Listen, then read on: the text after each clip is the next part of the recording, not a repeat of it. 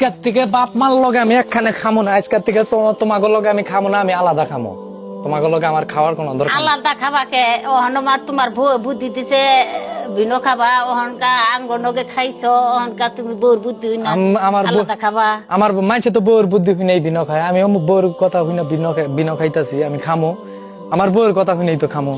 তাহলে আমরা কি খামু কোন জামু? তোমরা যেন মনে হয় হেন যাও, আমার তো দেহার বিষয় না। এই 28 বছর বড় আমি পাইলে নাইলে ডাঙ্গর করছি ওহন তুমি কইতাছো যে এই তোমরা যেন মনে হেনু খাবা মায় বাহের প্রতি হন তোমার দরদ নাই দরদ বউর মুহি গেছে গা।